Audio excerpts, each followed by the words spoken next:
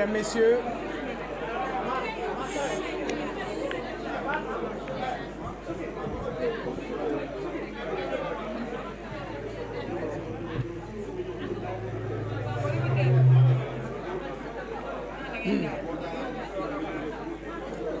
alors, Mesdames, Messieurs, merci d'être venus si nombreux. S'il vous plaît, s'il vous plaît.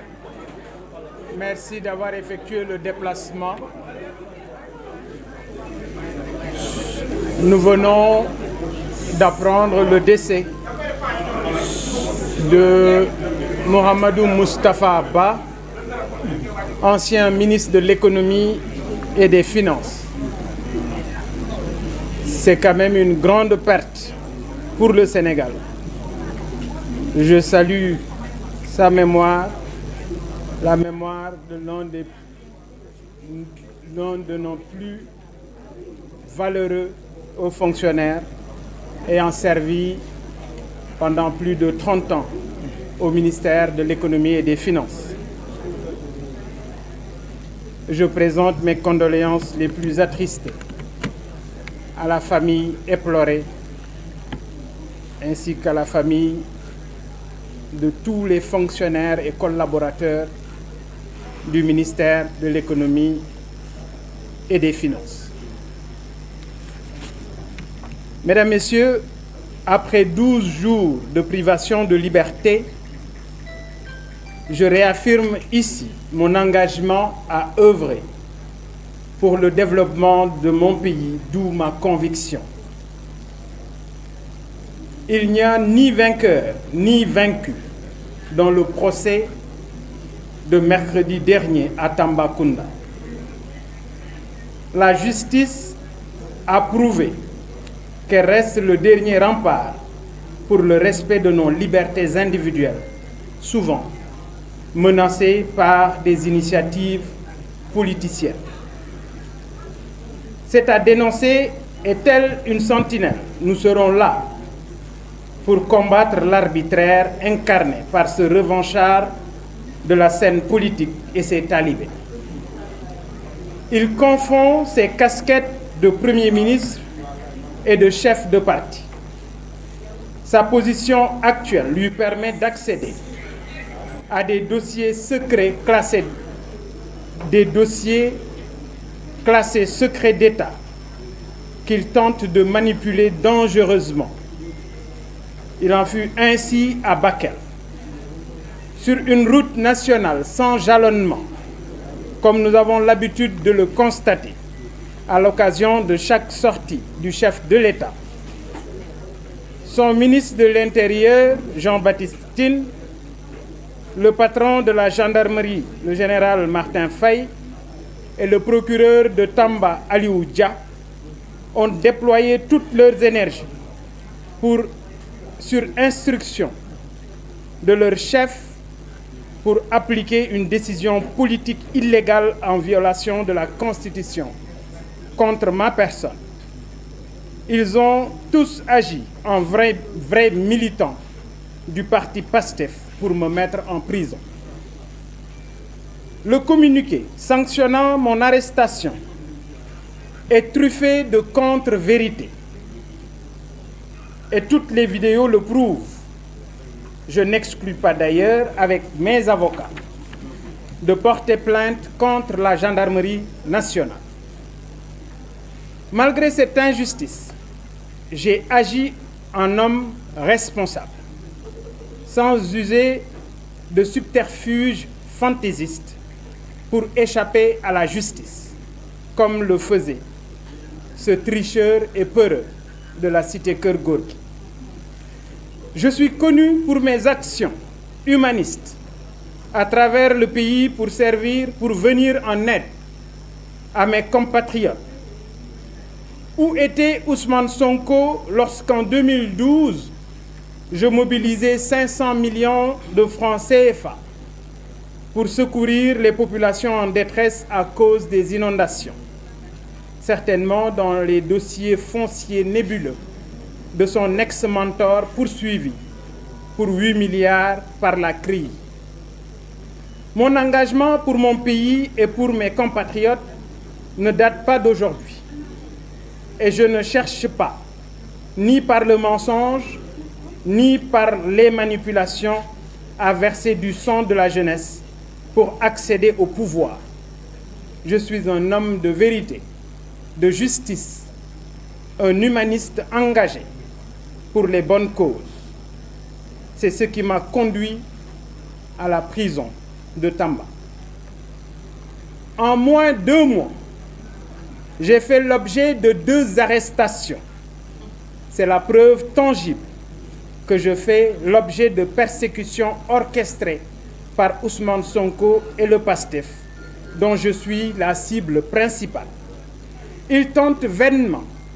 à m'empêcher d'exercer pleinement mon droit en tant qu'opposant. J'ai été victime d'arrestations illégales,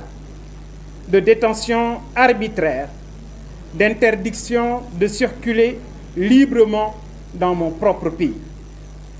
Les restrictions ou la restriction qui m'a été injustement imposée reposait sur la seule volonté de l'autorité politique et non sur la loi. Cet acte politique était disproportionné par rapport à la nature humanitaire de la mission de la délégation de la coalition Sàmm Sa Kàddu, qui consistait à secourir près de 60 000 citoyens sénégalais sinistrés dans le département de Bakel et abandonnés à leur sort. Le président de la République n'est jamais passé par cette route nationale. Et c'est gênant de voir l'institution qu'est la gendarmerie nationale jouer un rôle politique au service de PASTEF et contre la délégation de l'opposition, jusqu'à m'envoyer en prison. Par conséquent, j'ai instruit mes avocats de travailler en vue de saisir le Comité des droits de l'homme des Nations Unies, car les Sénégalais ne peuvent plus continuer à vivre sous le régime de la privation des libertés et de la violation des droits humains. J'en fais un combat personnel. En sortant de la MAC de Tambacounda, j'ai pensé aux populations sinistrées de Bakel. Je leur témoigne ma sympathie et ma solidarité. J'ai pensé à tous ces détenus, qui sont dépourvus de tout, à l'opposition pour préserver leur dignité. Je réitère mes remerciements aux militants du mouvement Gëm Sa Bopp pour la forte mobilisation suite à la prise d'otages dont j'ai été victime. J'ai également pensé au soutien de tous bords de la société civile, la classe politique dans sa globalité et mes colistiers de Sàmm Sa Kàddu. C'est le lieu d'exiger la publication des résultats de l'enquête demandée par le président de la République suite au saccage barbare du siège de notre frère, le député maire de Dakar, Barthélémy Diaz. Pour moins que ça, j'ai été violenté par des éléments de la gendarmerie, puis envoyé en prison pendant 12 jours. Alors, comment comprendre que Abass Fall, d'usage d'armes de tout genre, qu'il soit libre jusqu'à présent? C'est l'effondrement de l'état de droit au Sénégal face à une justice partisane et à un sens unique. D'ailleurs, les ministres de la Justice et de l'Intérieur ont fini de créer un État pastéfien. Le chef de l'État, chef suprême des armées, Bassirou Diomaye Diakhar Faye, doit prendre ses responsabilités pour mettre un terme aux agissements de Ousmane Sonko contre les militaires et contre les opposants. Le Premier ministre doit cesser de parler des sujets relevant de la sécurité publique dans ses meetings. C'est de l'irresponsabilité tout simplement. Toutefois, nous tenons à dire aux Sénégalais qu'il n'y a jamais eu de rapport qui incrimine un général de l'armée. C'est faux. Tout comme il n'y a aucun compte bancaire contenant 1000 milliards, c'est également faux. Retenez juste que les mensonges d'hier, ceux d'aujourd'hui et de demain sont totalement faux. Ousmane Sonko met le pays en danger. Notre économie s'est écroulée. Les institutions sont fragilisées. L'image de la justice est balafrée. Le Sénégal touche le fond. Face à toutes ces crises, le président de la République doit prendre ses responsabilités. Alors, pour sauver notre pays, le 17 novembre 2024, le peuple sénégalais doit accorder la majorité à la coalition Sàmm Sa Kàddu pour corriger l'erreur du 24 mars 2024. J'en profite pour remercier les Sénégalais de la diaspora, la communauté chrétienne, les familles religieuses et particulièrement le khalife général des Mourides Serigne Mountakha Bachir. Je remercie les lanceurs d'alerte, nos forces de défense et de sécurité, notamment l'administration pénitentiaire. J'adresse toute ma reconnaissance aux militants du mouvement citoyen Gëm Sa Bopp qui ont porté le combat dénonçant cette prise d'otage dont j'ai été victime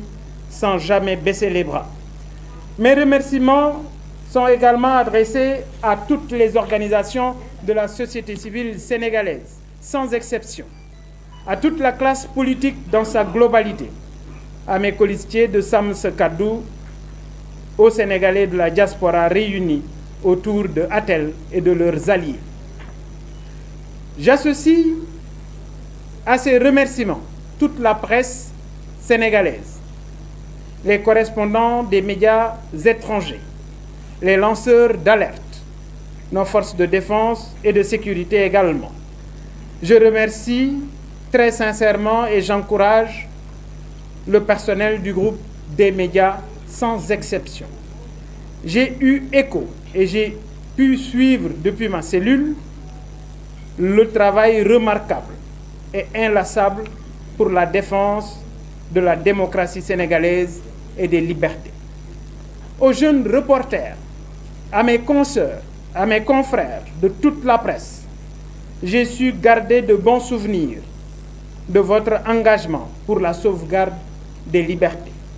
J'adresse ma plus haute considération à mon pôle d'avocats. J'aurai le temps d'y revenir. Pour finir, nous lançons un appel aux partenaires du Sénégal sur la situation d'une grave fragilité dans laquelle se noie petit à petit notre pays, tant au plan politique que financier. Nous appelons la communauté internationale à la vigilance, car ce pays vit une situation inédite qui doit attirer toutes les attentions. Nous interpellons l'Union africaine, la CEDEAO et les Nations unies. Enfin, j'invite le président du parti PASTEF, le Premier ministre Ousmane Sonko, à publier dans les 24 heures sa déclaration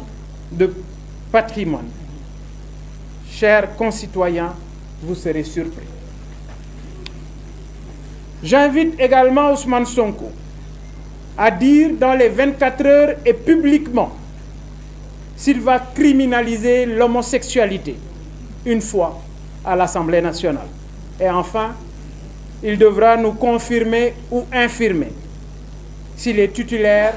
d'un compte bancaire à l'étranger. Je vous remercie de votre aimable attention.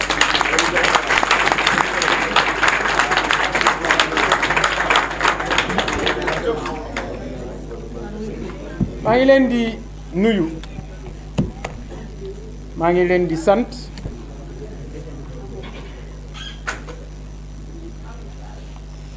di am naqar ak tiis ci xibaar bi ñu jot léegi di ñu wax ne l'ancien ministre des Finances Mouhamadou Moustapha Ba suñu borom def na li gën ci moom. Dañuy wax li gën parce que suñu borom lu mu dogal rek jàpp nañ ne loolu moo war a nekk. ñuy ñaan suñu borom mu teeru ko ci aljana yu gën a kawe. Moustapha Ba ci li ñu xam ci moom lu ëpp fanweeri at bokk na ci fonctionnaire yi gën a kawe ci ministère bu économie ak finance. bokk nañ ci ñi nga xam ne seen àdduna daanaka dañu ko jagleel Sénégal loolu mu doon daw te di ko liggéeyal réewam yal na ko suñu borom def yiw ci njabootam. njaboot gi mu fi bàyyi yal na leen suñu borom teg loxo ñu ngi koy jaal njabootam yépp. di am ay kàddu yu ma yëkkati rekk ginnaaw bi ñu ma tëjee kaso ca prison bu Tamba pendant fukki fan ak ñaar. may dalal xel yi rekk di wax ne amul ku gañe jarta taañaañal, amul ku ñu gañ. justice ci boppam moo def liggéeyam te wane na ne moom mooy liy aar suñu réew. justice boobu def na li ko war. justice boobu def na li nga xam ne mooy li mu war a def, mooy liggéey bi ñu doon xaar ci wàllu justice. bi nga xamee ne teggi nañu ma loxo soxlawul ñuy wër-wërloo. yéen ñi fi toog ku nekk xam ngeen ne kenn dong moo nekk ci ginnaawu jàpp bi ñu ma jàpp. li ñu ma yóbbu kaso kenn dong moo ma fa yóbbu ci ay pexeem. kenn dong moo ma yóbbu kaso ci taxawaayam. kenn dong moo ma yóbbu kaso ndax fatt naa ko. kenn dong moo ma yóbbu kaso ndax lépp lu mu fen suba ba ngoon jot ma ñëw teggi fen yooyu leeral sénégalais yi wax leen dëgg-dëgg la mu jublu ci kàddu ya muy yëkkati. kooku le nga xam ne dafay jaawale ndomba tànk yi ñu teg ci boppam parce que dafa nekk premier ministre waaye dellu nekk chef de parti. ñaari ndombay tànk yooyu bu la yàlla mayul xel mayu la xalaat wu xóot boo deful ndànk ci nërmeel ngay dëkk. et gis ngeen ne position bi mu nekk tax na saa su ne muy am ay information yu am solo waaye nekkit ci position bu koy may bëtam mën a yegg fu nekk mu koy jëfandikoo di dal ci kaw yi opposant di ko jëfandikoo di dal ci kaw ñi àndul ak moom xalaat. noonee nañu ko defee ca Bakel ni ñu ma jàppe. waaye damay wax saa su ne dëgg du maasoog fen. moo tax journaliste yi ma àndaloon ak délégation sàmm sa kàddu bi ñuy dem Bakel xam nañu laata ñuy dem ni ma ko waxee ci kanamu àttekat bi ne ko xamoon nañu laata ñuy dem ne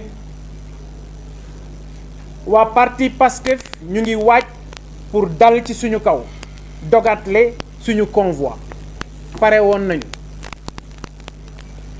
parce que ñun ku ñu yab danga ñu fekk ñuy nelaw.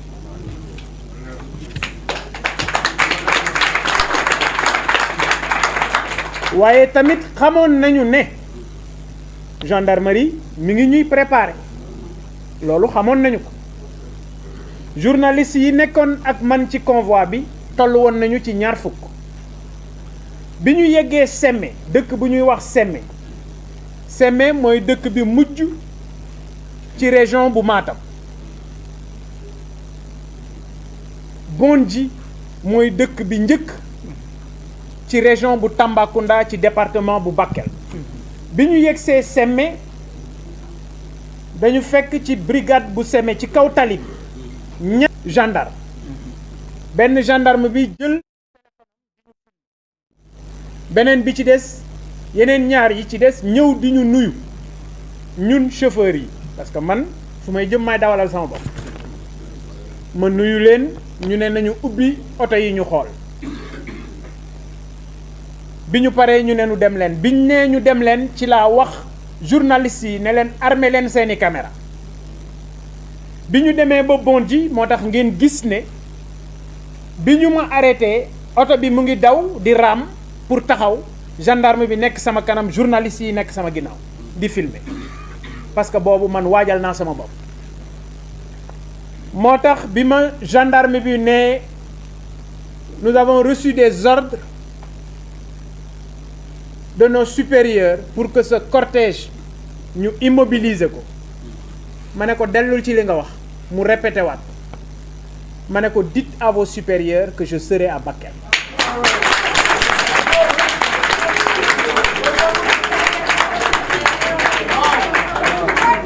et ci kanamu àttekat bi la ma wax teggiwuma ci virgule ba ñu yeggee ci pont bi ci lañ leen fekk ñu yor seen ay ngannaayu guerre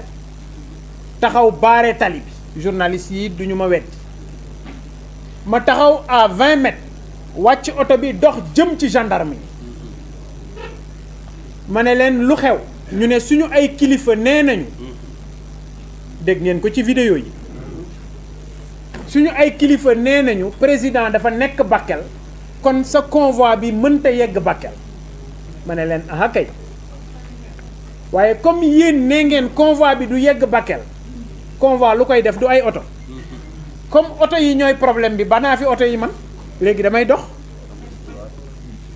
ñu ne ma doo dox comme waruloo dox ñu téye ma ne leen bu fekkee ne mënu leen ma bàyyi ma dox jëm Bakel man Anta Babacar ak Thierno Bocoum bu ngeen ma mënul bàyyi ma dox jëm Bakel parce que c'est mon droit moo tax d'ailleurs ci français bi dégg ngeen ma wax ne wax naa sumay avocat ne leen nañu saisir comité des droits de l'homme bu Nations Unies parce que sama droit constitutionnel la ñu ma xañ sénégalais bu nekk am nga sañ-sañu dugg dem fu la neex ci réew loolu constitution moo ñu ko may ci article 11 ma ne leen bu ngeen ma mënul a bàyyi ma dem kon boo ngeen jàpp ma xam ne jàpp ngeen ci lañ ma jàpp dégg naa ñenn ñi sax naan nee nañu ko coppet mais man sama coppet àndut ak yuuxu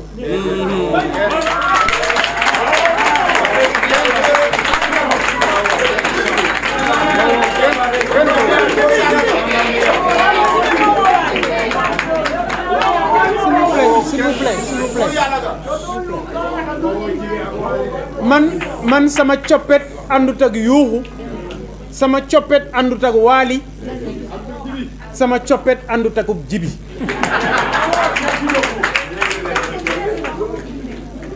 et li ci metti rek mooy li ministre de l'Intérieur le général Jean-Baptiste Tine ak njiitu gendarmerie le général Martin Faye ak procureur bu Tamba ne ñoom dañoo wane ne ay militants Pastef jëfinu militant Pastef dong la ñu doxal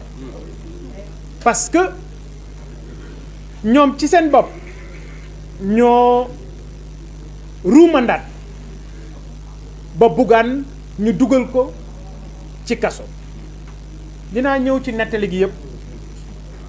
fañ ma dugaloon ca Bakel cellule ba ñu ma dugaloon mer gàddu bu bees ba ñu ma yónnee boole ci drap akub njaganaay ma tegal leen fa drap bi tegal leen fa njaganaay bi tëdd ci mbuus bi ak mer gàddu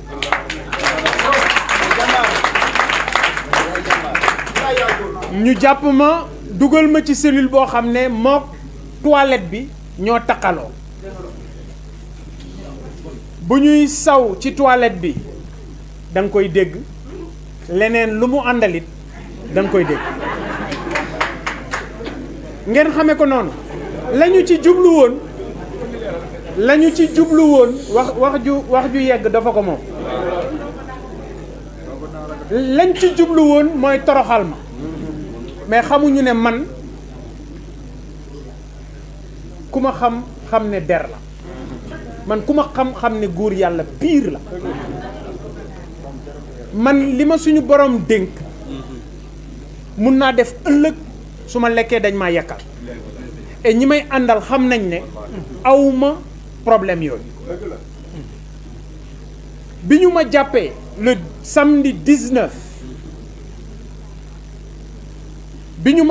samedi 19 octobre ba keroog ñu may àtte le 30 octobre à 21h amul benn yoon bu ma jël lekk dugal suma gémm ndox laay naan bu guddee ma jël pomme walla ma jël banane le major infirmier bi nekk ci prison bu Tamba Manga xam na ko parce que bis bu nekk dañ ma doon jël xool suma wér-gi-yaram njiitu prison ba ca Tamba xam na ko ma leen dalal seen xel rek musuma grève de la faim bokkuma ak ñiy tappale di grève de la faim musuma grève de la faim et la ma ci jublu woon mooy lekk bi ñu may jox loxo yi muy jaar laa wóoluwul moo tax nanguwuma woon lekk bi ma jublu ci rek di ko leeral communiqué bi gendarmerie def dafa am solo communiqué mensonger la maanaam communiqué bu waxul dëgg benn yoon dégg ngeen ko yéen ñëpp dañ ne Bougane dañ ko ne convoi bi na wàcc may président mu jàll muy fen wu rëy woo xam ne et lii ko gën a firndeel mooy gendarme yi ñëwoon taxaw ci àtte bi pour témoigner amul kenn ci ñoom ku wax ne ci route nationale diggante Ourossogui ak Bakel amoon na dispositif ngir xaar président fu mu jaar musul am c'est archi faux président buy jaar dafay am jalonnement et puis nag wax dëgg yàlla président yàlla moo koy fal daraja la du yàlla di def ci doomu aadama bu benn 16 nekkoon ci jotaay bii bu président duggoon ma wàcc jox ko mu toog parce que yàlla moo ko jox kon c'est pas la peine ñuy jéem a peindre Bougane di wane ne Bougane nii la mel nit ku xamadi la nit ku nangam la pour ñoom seen njublang ñu mën ko justifier waaye yàlla def na ba manipulation boobu jàllul dem nañu sax ba président de la république ñu boole ko ci biir waxi manipulation yooyu parce que dégg naa ko bi ma nekkee ci biir kaso bi mu ne président buy jàll buñ nee la wàccal da nga war a wàcc wallahi al azim demeewul noonu barki xaadimul Mustafa te loolu tribunal leeral na ko parce que capitaine bi ñëw taxaw moom capitaine gendarmerie bi moom nee na musul def jalonnement ci tali boobu président ci jaww ji la nekk man ma nekk ci suuf nu ñu mënee daje xam nga réew mu ñu yor ci ay fen réew mu nu gañe ci ay fen bëgg ko yor ci ay fen bëgg a téye nit ñi ci ay fen ruumandaat ko ci ay fen mais feesal poos yi ci ay fen nag moo leen di jaaxal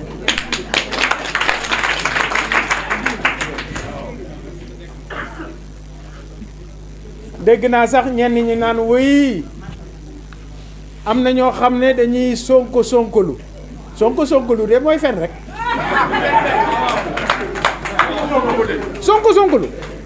sonkolu mooy manipulation sonkolu mooy dàmpulu sonkolu mooy wax lu dul dëgg yooyu yëpp jombale naa ko suma bopp man Bougane ku ma xam ne nitu dëgg dong la ku ma xam ne nitu justice la ku ma xam ne lu ma am su may moroom ñoo ko moom dégg naa sax ñu naan wuy dajale leen nit ñi am 500 millions ñoom 500 millions ñoom la jaaxal ñi ci doog a jot 2012 bi may wootee dimbali ñi ndox mi jëloon seeni kër fii ci Ndakaaru ñaari fan laa jël 500 millions ci 2012 distribué ko gouvernement bu Sénégal ma jox leen 200 millions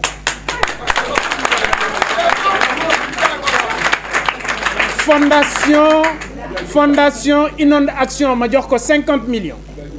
Croix-Rouge ma jox ko 50 millions ma am 300 millions ci matériel boo ko xaymaa lépp 800 millions la man 500 millions tiital ñoom la 500 millions tiital te ku ne xam na ne fii dañuy gëmm dong may nelawuñ yéen xam ngeen ne plateforme yooyu xaalis yañ cay def yéen a nga xam xaalis bi fu mu jógee waaye nag xaayaan ku dégg séeréer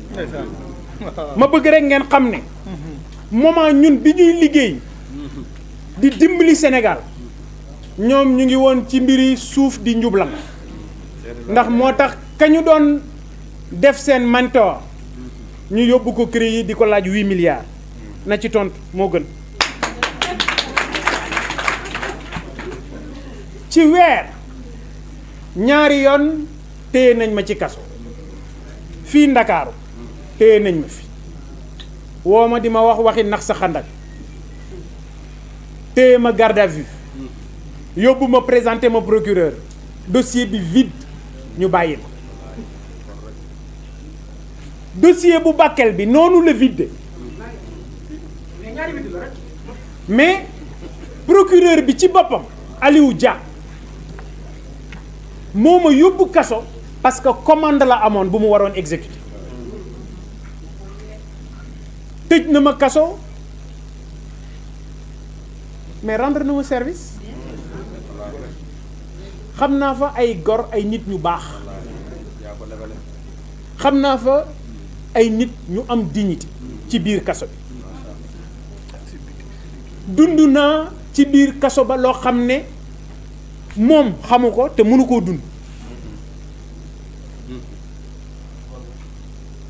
fukki fan yi noppalu 22 ans 22 ans yu ma liggéey man Bougane 22 ans 5 jours congé laa ci musa am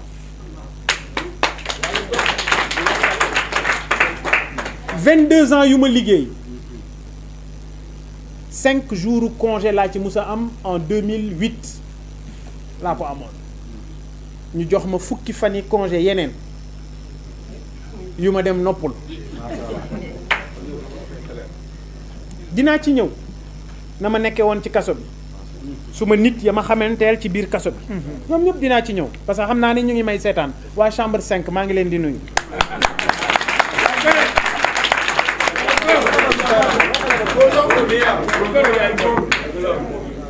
li ñu yóbbu woon Bakel vous la presse tenez-vous bien 60 000 Sénégalais ñoo nekk Bakel 60 000 rien que dans le département de Bakel 60 000 Sénégalais ñoo nekk ci ay xat-xat nee naa leen sànq ne dañuy sangu mais nelawuñ bu ngeen xoolee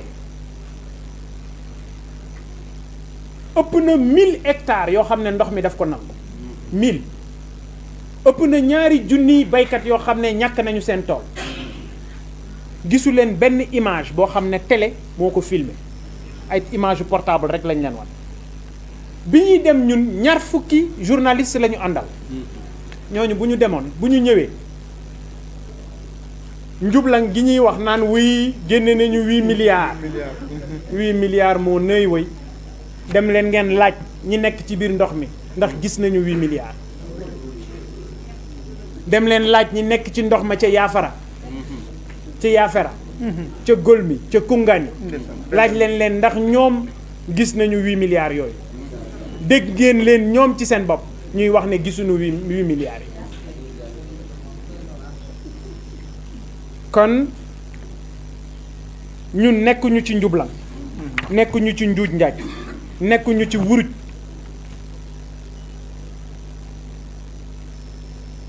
di am xol bu tooy ci nekkin bi ñu nekkee woon ci kaso bi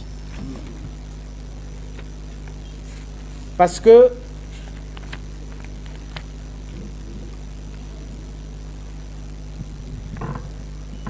man négocié wu ma et j'interpelle Ousmane Sonko le 24 octobre le jeudi du jour visite ñaari responsable yu Pastef ñëw nañu ci kaso bi dama bëgg Ousmane Sonko bu fekkee ne ñaari responsable yooyu wax nañ la lañ fa jële nga génn wax ko Sénégalais le jeudi ñaari responsable yu Pastef ñëw nañu kaso Tamba du woon jour visite ah c'est important du woon jour visite la ñu fa jële yow Ousmane Sonko génnal nga wax ko Sénégalais man nag du ma ko wax je suis un homme d'État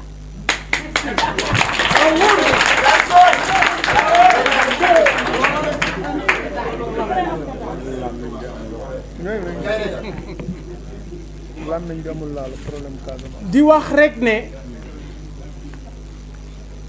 ñi nekk ci kaso yi parce que dama dégg ñuy wax oui Bougane condition yi ñu ko teg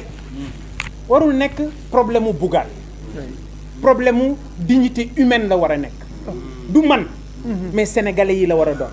parce que man bu fekkoon ne suma jëmm ji tëj ko ci kaso bi dina tax nit ñi nekk ci naataange yàlla xam na ne mun na maa dee ci kaso bi parce que yàlla deseelu ma dara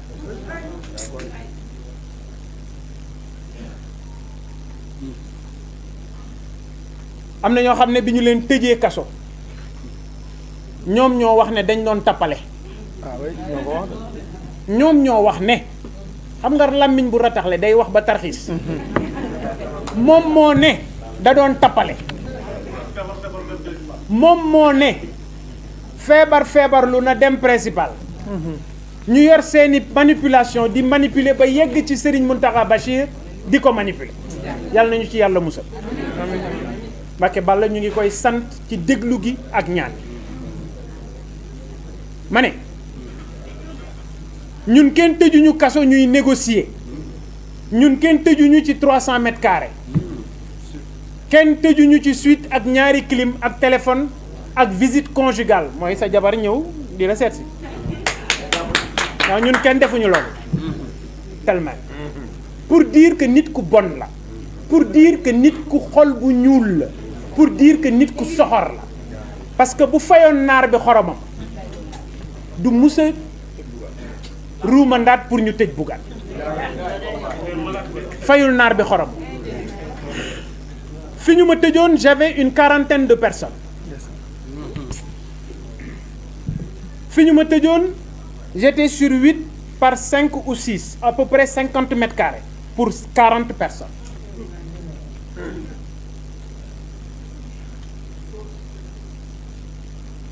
toiture bi zinc la Tamba 40 degrés bu 17 heures jotee ñu tëj buntu yi ràpp ba 9 heures bu guddi jotee yaag mbóot yi yéenay nelawandoo li may wax ñu ngi may déglu du ma sos bu guddi jotee booy nelaw yaag mbóot yi yéenay nelawandoo rocci mbóot sànni mu dugg sa yére nga dugal sa loxo rocci sànni oui mais c'est une expérience ñu ngi koy ree mais tey jii kan moo mën a mucc ci loolu personne damay dégg yenn saa yi nit ñi di kaas wuy lu tax ñu tëj la kaso ma ne leen lépp tane dee waaw bu ñu ne woon Bougane dee na nag waa mais Bougane tëj nañu ko parce que politique la parce que dañ ko jaay doole parce que dañ ko otage waay moo tane Bougane dafa détourné moo tane Bougane dafa violé moo tane Bougane dafa escroqué moo tane Bougane dafa fen ba ñu tappal ko médaille mooy diffamation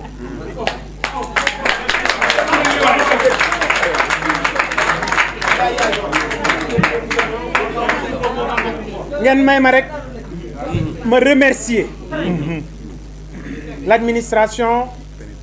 pénitentiaire yàlla def na ca ba ma fa nekkee pur hasard njiitu administration pénitentiaire ñëw na doon def visite hasard de calendrier mu fekk ma fa ña jiite prison ba chef de cour yi garde yi nekk ca Tamba infirmerie ba ñoom ñëpp Angélique mi yore wàllu social couru jigéen ñi section wu jigéen ñi section wu mineurs yi waa prévenu foofu nga xam ne góor ñi bu ñuy tëdd guddi dañuy tappaloo ku nekk sa ñaq moroom di laal sa moroom boo jógee guddi boo demee sawi boo ñëwaatee doo am place da ngay taxaw ba fajar jot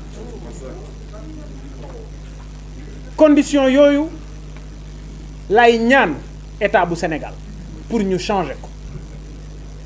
condition yooyu la ñuy ñaan état bu Sénégal ñu bàyyi di tëje nit Ndakaaru di ko yóbbu Koutal jële ko Koutal yóbbu ko Tamba jóge ko Tamba yóbbu ko Kédougou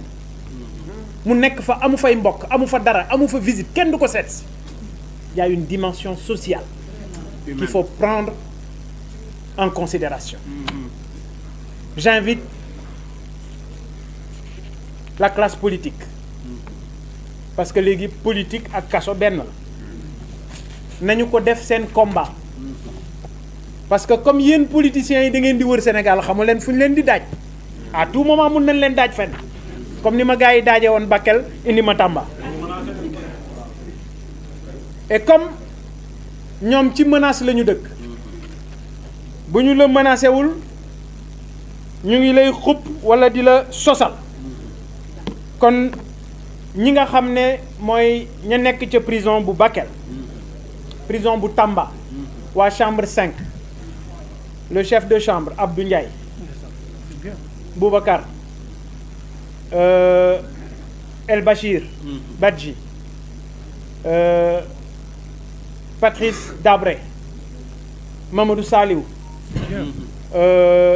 di sant ñëpp Moussa Gueye MG di sant Mame Biram Sène di sant Père Ousseynou Fall c'est un vieux de 75 ans qui est là-bas moo doon suñu mag Moussa Ka di sant ñëpp ñi nga xam ne ñoom Mamadou Saliou di sant waa chambre 6 chef de chambre bi muy Mamadou Saliou également chambre 2 ñoom Adama Kanté Joseph Bidjar di sant waa chambre 1 chambre 3 chambre 4 chambre 7 jour bi ñu ma bàyyee bi ñu ma relaxé bi ma duggee ci prison bi dafa mel ni Barça mu dugal but Real ñoom ñëpp ñuy exulté ndeysaan maa ngi leen di sant bu baax a baax a baax di sant sumay avocat ci taxawaay bi ñu am mais di sant surtout maître Sidiki Kaba di sant également suma frère Kassé suma mbokk murit ziar yëpp neex na ma waaye sëñ Moustapha Mohamed di xalif Sëriñ Mbàkke Soxna Lo waa daayira bi yëpp Axibaarul Xadim la wax ne ñëpp ne leen dem leen ngeen seeti Bougane maa ngi leen di sant bu baax sëñ Ahmadou Makhtar di beral mention Cheikh Abdou Mbacké Gaynde Fat gis naa taxawaayam gis naa taxawaayu ñëpp la classe politique ku lim jum mais di wax rek ne maa ngi beral cant yéen la presse ci seen taxawaay ci seen détermination ci xeex pour que ñu bañ a di néewal doole doomu Sénégal mais permettre leen également ma def mention spéciale au pôle d'avocats qui a fait un travail remarquable. De remercier les gendarmes qui étaient à la barre pour leur sincérité, parce qu'ils ont été sincères. Ndeysaan procureur bu borom xol bu ñuul boobu lu ne wax na ko pour dugal Bougane, lu ne wax na ko moom procureur bi pour que gendarme yi gën a dugal Bougane. Il vous a outragé, les gendarmes ne ko il ne nous a pas outragé. mu insister ne leen outragé ne leen gendarme yi ne ko musuñoo outragé. Il a été correct avec nous.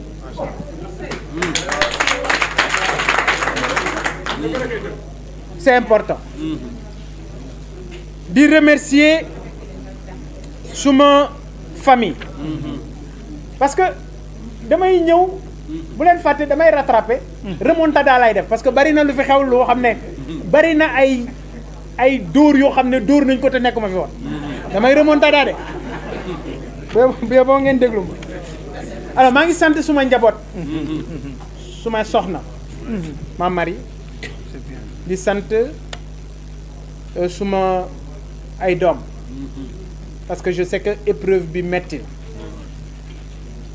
mais li ma gën a réconforté mooy bi ma demee prison bu Tamba bi ma leen jotee kenn ci ñoom li ma njëkk a wax mooy gaynde ga je suis fier de toi et ça m'est allé droit au cœur et c'est parce que xam nañu li ma dugg ak li ma fi mën a fekk kon may profito rek di sant les avocats maître Cissé bu cabinet maître Boubacar Wade maître Djibi Diallo maître Ladji Ba bu Tamba ancien garde des Sceaux maître El Hadj Amadou Sall maître Alioune Badara Fall ABF di sant maître Soumaré di sant également suma xarit maître El Hadj Diouf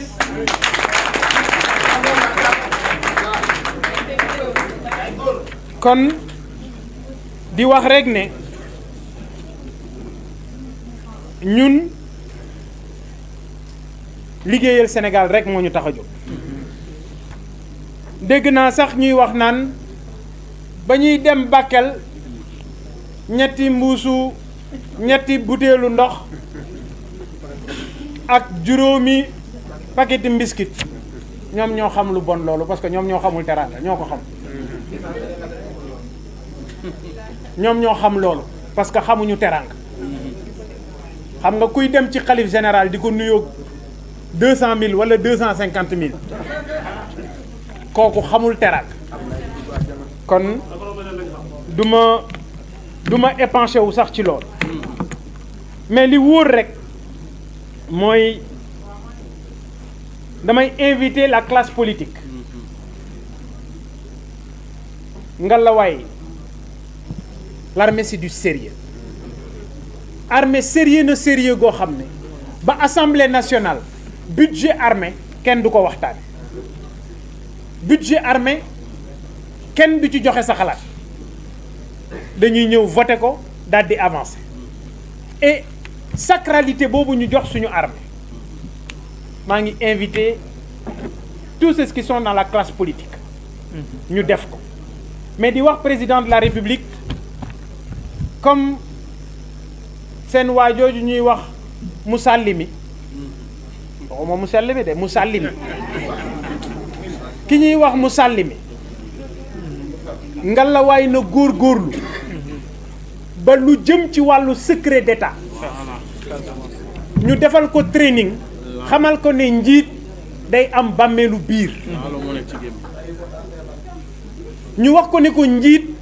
day xam bacca njiit du lu mu xam teg ko ci place publique dégg naa sax muy wax naan dafa am général boo xam ne rapport daf ko épinglé c'est archi faux amul benn rapport bu épinglé benn général fii ci Sénégal yegg na sax ba ci wax naan dégg naa coowal 1000 milliards yi boobu mu ngi ma fekk maa ngi ci biir affaire bi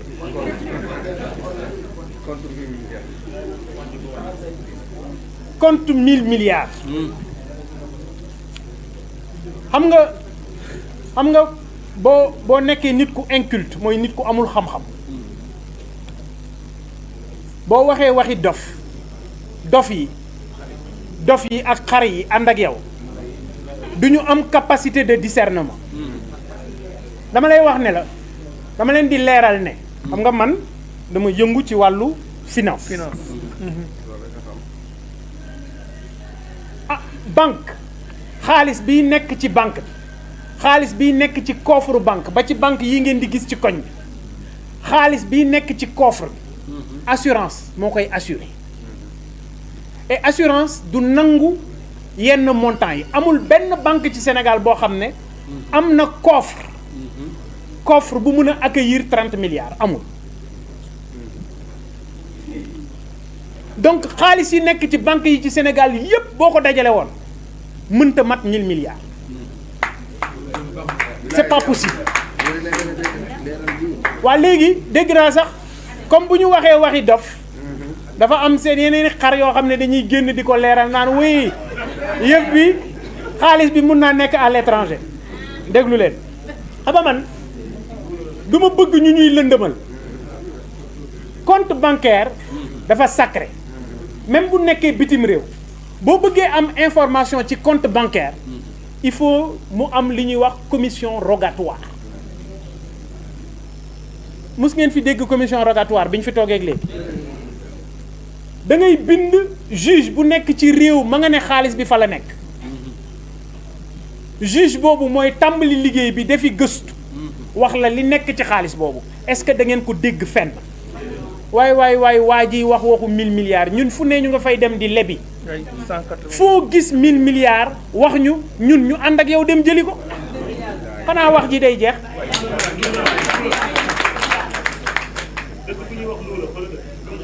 kon wax naa ko léegi gis nga Ousmane Sonko il faut mu respecter sénégalais te bu yeboo mu xam ne fexeel ma man xam naa ne mu ngi ci xam naa ne moom ministre de l'intérieur am général Jean-Baptiste Tine ñu ngi ci xam naa ne moom si boppam Ousmane Sonko jógu ci waaye may dellu di leen wax rek ne moom Ousmane Sonko ñaari responsable Pastef yi ñëw ci prison bu Tamba ngalawaay na fexe ba wax la ñu fa jël parce que xam naa ne loolu sénégalais yi bëgg nañu ko xam man Bougane ku ma xam-xam ne du ma nit kuy randu du ma nit kuy dellu ginnaaw du ma jaam du ma ànd ak sumay mbokk ak sumay morom di leen jàmpaa ko ginnaaw xalaatuma ko tey xalaatuma ko ëllëg lekk suuf moo ma ko gën a kon coalition sàmm sa kàddu bii lu koy yàq du mus a jóge ci man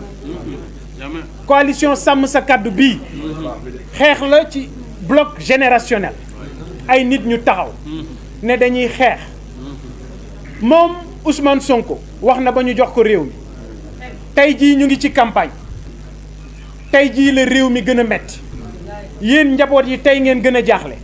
yéen njaboot yi tey jii ngeen gën a toltolaan courant tey la gën a cher ndox mi cheral nañ ko dégg naa sax ñuy yegg ba ci nax baykat yi naan leen njëgu gerte gi dañu koy yokk na fekk baykat yi gis gerte yow koo jox jiwu bu bon jox ko engrais bu bon gerte gi gis ngeen ne bu ñu ko buddee daanaka ñax dong la ngooñ dong nga ci des waaw léegi yow boo taxawee ne da ngay yokk njëgu gerte gi koo koy yokkal xanaa ngelaw li lañu fi wàññi woon ci njëg yi anamu fu ngeen ko gis tey jii la waalo gën a aay moom Ousmane Sonko dafa yàgg di nax sénégalais yi mu am ay xar du bétail électoral boo xam ne ñoo koy topp di ko déglu dama ko lancé défi moom Ousmane Sonko na jàkkaarloo ak sénégalais yi du moo fi doon wax waxu góor jigéen moo fi doon wax ne dafa am ñuy yëngu ci góor jigéen ci réew mi moom Ousmane Sonko je dis je lui lance un défi dans les 24 heures génnal nga wax sénégalais yi ne da ngay criminaliser góor jigéen du ko def xam nga lu tax parce que moo punkali góor jigéen yi défenseur LGBT yi ñoom ci seen bopp gis ngeen leen ñëw nañu Sénégal toléré na ko góor ñiy sol jupe ak góor ñiy dox di biijoog ñëpp moom Ousmane Sonko dalal na leen fii ci Sénégal je lui lance un défi dans les 24 heures Ousmane Sonko n'a qu'à sortir et dire aux Sénégalais que dafay criminaliser góor jigéen barki Xaadimul Musawa du ko def yàlla xam na ne du ko def parce que li tax ñu tas assemblée bi góor jigéen yi ñu waroon criminaliser ci la bokk li tax ñu tas assemblée bi gaawantu ko dugaloon nañu projet bi pour criminaliser góor jigéen moo tax ñu gaawantu tas assemblée nationale parce que bëgguñu woon loolu mu jàll tey jii lépp dina leer ana ñi doon wax ne dañuy sàmm jikko yi xaw ma sàmmuñu dara seen bopp lañ doon sàmm ana ñu ma ne il faut que ñu arrêter di nax sénégalais amnistie 86 sénégalais ñoo dee 86 sénégalais jeunes sénégalais ñoo dee Ousmane Sonko na taxaw jàkkaarloo ak sénégalais yi ne leen bu jëlee assemblée day dindi amnistie bi du ko mus a dindi man du ma waxantu et moom xam na ne man du ma waxantu moom xam na ne lu ma ko wax lu xeere la dara du ci teg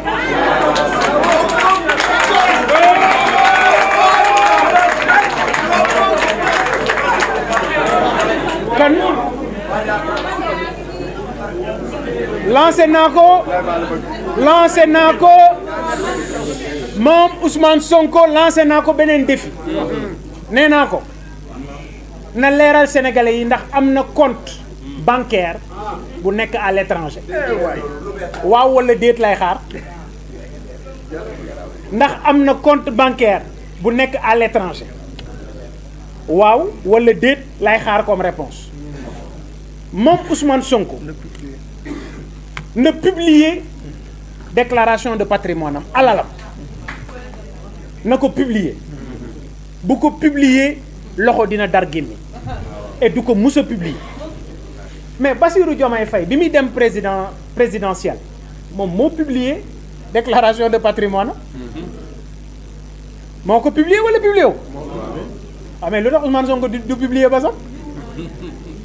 du dañ koy woowee mu sàlli mi na génne déclaration de patrimoine li ma wax rek sénégalais yi di ko wax la classe politique di ko wax képp koo xam ne mu ngi ñuy seetaan mooy ce pays doit être sauvé. Je vous invite, chers compatriotes, à rectifier ce qui s'est passé le 24 mars 2024. Le 17 novembre, Inch'Allah, nous allons corriger cette trajectoire tortueuse bi nga xam ne moom la Sénégal jël. Nous avons une chance. Le 17 novembre prochain, donnons la majorité à l'opposition. Donnez la majorité à la coalition Sàmm Sa Kàddu. Dans chaque département, il y a une liste de l'opposition. Xool leen liste bi gën a taxaw ci opposition bi ngeen woteel ko. Sàmm Sa Kàddu dara gënu ko ci yey ci jiite ji assemblée nationale bee nga xam ne fa lañ jëm. damay dégg yenn saay bu ñuy wax ne danañu kar yokkute ceeb bi danañu kar yokkute woyofal bi danañu kar arrêté yokkute ndox mi yokkute mburu meeg ñoomin seen danañ ko kar ñenn ñi naan non non non du élection présidentielle aha kay élection bi ñu jëm opposition bi bu amee cohabitation ñun ñooy former suñu gouvernement ñun ñooy yore réew mi ñun ñooy rectifier réew mi dégg naa leen ci seen ñàkk xam-xam sax ñu naan oui haute cour de justice dañ ko fiy taxawal pour ñu sàcc alalu réew mi haute cour de justice assemblée bu taxaw ci Sénégal loolu loi organique la da nga koy taxawal par force mu neex la da nga koy taxawal mu naqari la da nga koy taxawal ñi sàcc alalu réew mi nag képp ku ci sàcc fistin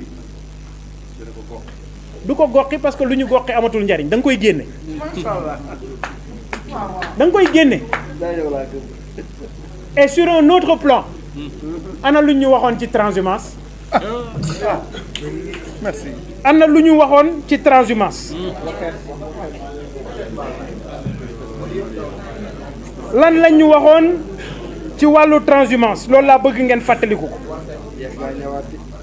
luñ ñu waxoon ci transhumance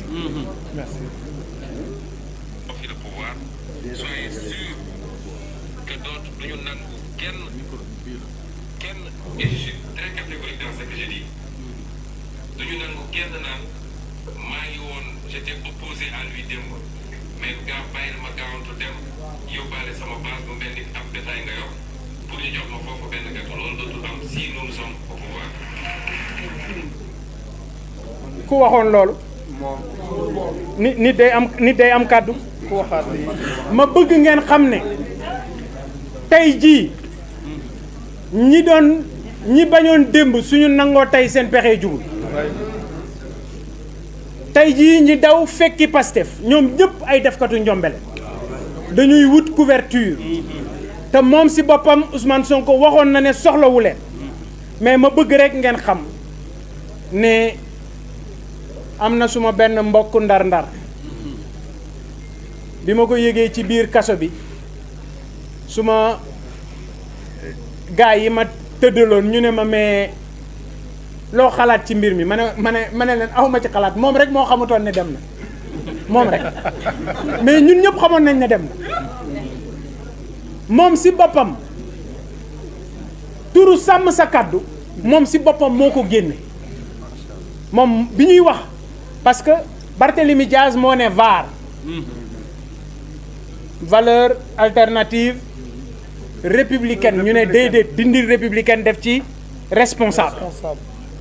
après ñu ne non il faut ñu am tur boo xam ne day wolofal comme VAR ku dut sàmm kàddoom la ñuy waxi sàmm sa kàddu moom si boppam suma mbokk ndar-ndar boobu mu ne nañ ko tuddee sàmm sa kàddu parce que ñii fi nekk kat musuñoo sàmmanteeg seen kàddu tey jii la ma waxoon lépp génn na ci waaye may bëgg rek ngeen xam ne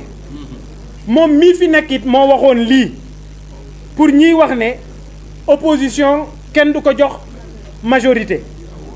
moom waa ji lii la ci waxoon. ñi leen di wax ni opposition bu jëlee assemblée nationale réew mi day bloqué ak nangam nag boobu ñu dëgg. daa yomb a xeexal. barki Demba Ndiaye France opposition bi jël na assemblée nationale. États-Unis à chaque élection de mi-mandat au moins toute opposition jël majorité bi au Sénat. te blocage du am parce que ñun ay responsable lañu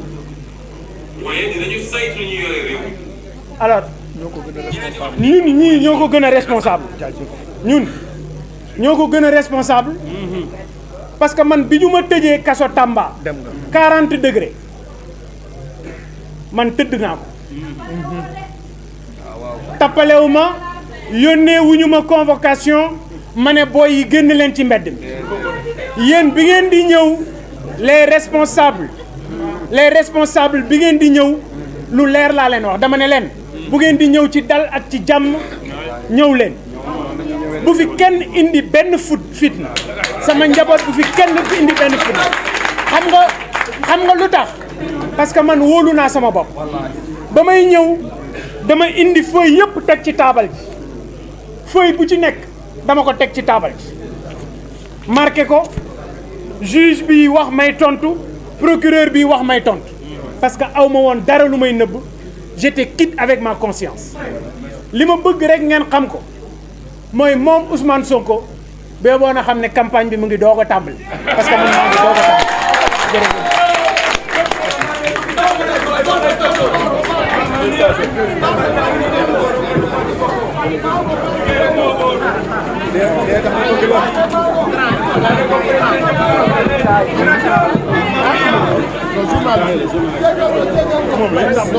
Jërëjëf